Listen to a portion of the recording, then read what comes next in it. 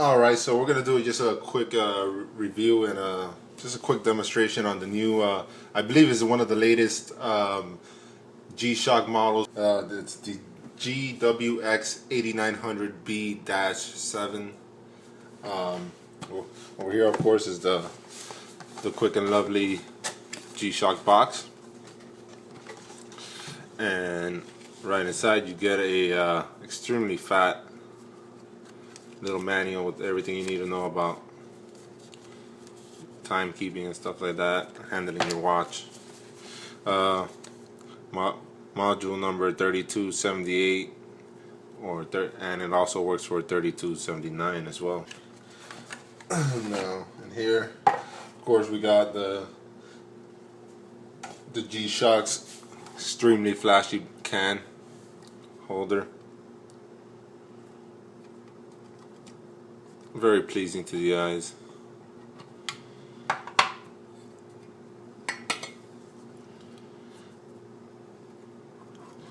And here's the watch itself.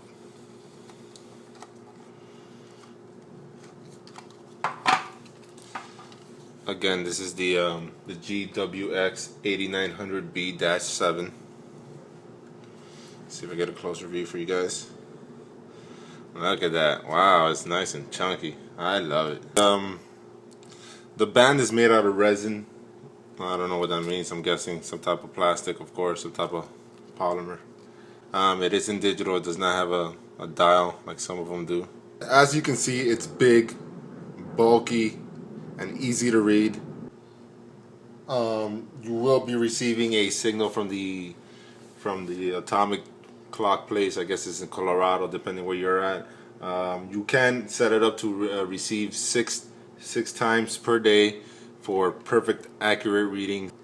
It's a tough solar watch, completely solar. It's shock resistant. It goes down to 200 meters. Now, if you press this button over here, the beautiful G-Shock at the bottom, it obviously gives you a good afterglow. Not sure if you can see that. Let me see if I turn off that.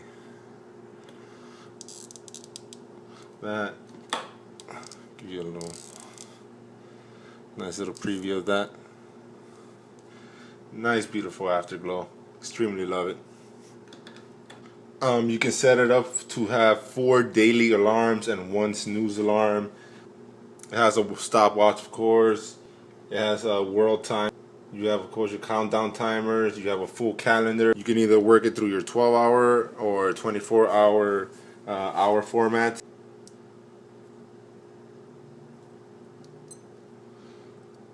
Now, as you can see, as I click the modes, it gives off a little tone, a little noise, a little click.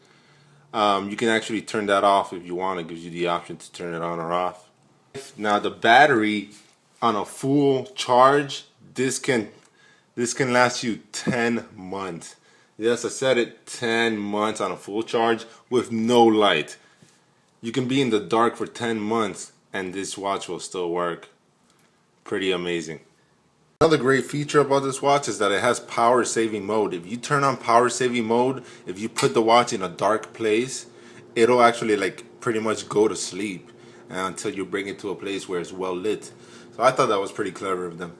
There's also a badass feature that is basically a automatic light on. So for example, if I had this on and I was just walking and I happened to pick it up and raise it towards my face, it'll turn on the little illumination so I could get some light during the nighttime. What an amazing feature.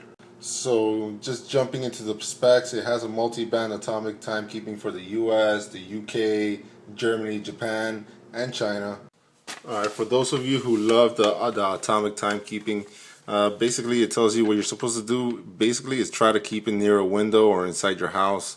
So as you can see over here, inside a lot of buildings, most buildings, you will not get a reception for the atomic ticking. Inside a vehicle, show as planes, cars, trains. So there are some disadvantages, or some near household appliances like really strong computers. If you're in the middle of a mountain, you're not gonna get any receptions.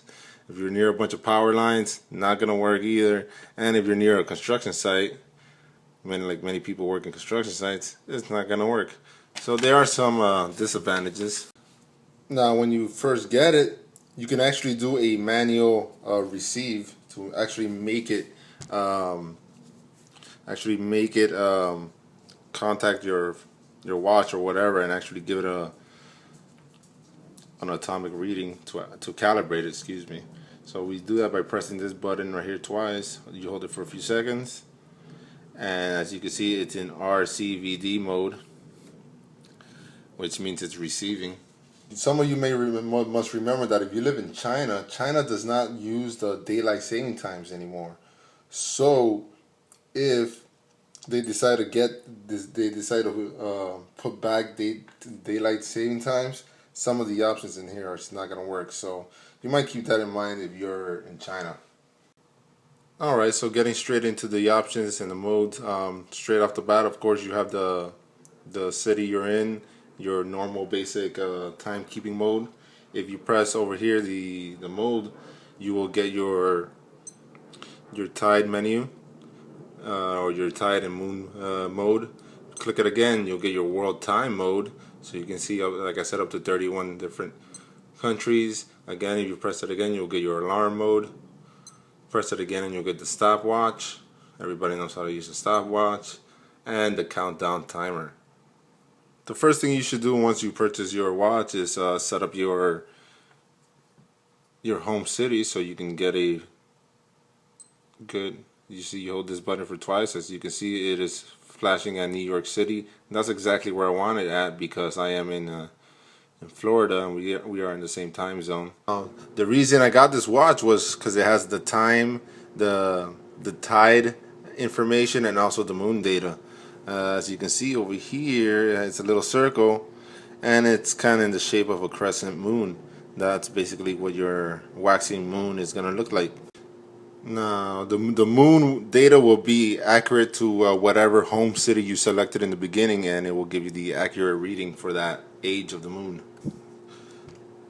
For the tide data, as you can see up here, it'll show you the tide level, how high it is, how low it is, and it'll also show you the current tide range as well.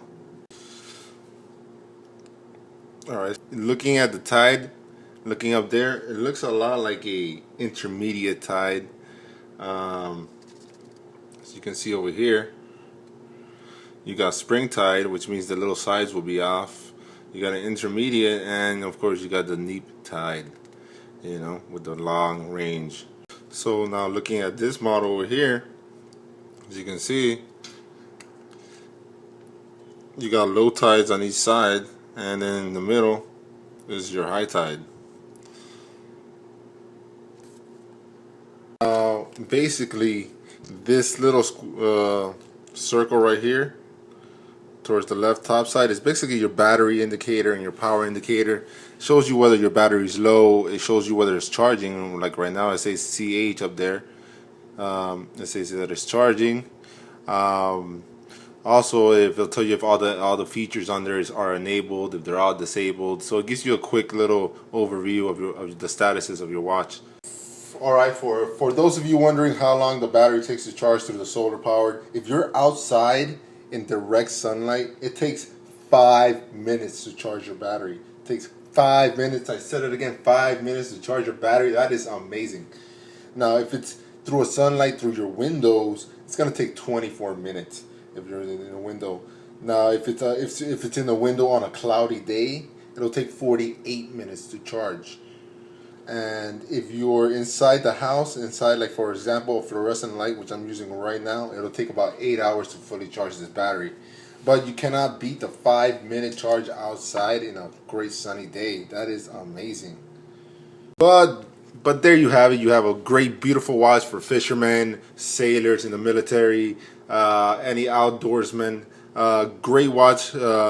Great for moon timekeeping, great for tide keeping, great for watch keeping, solar powered, amazing G-Shock quality, like always from Casio.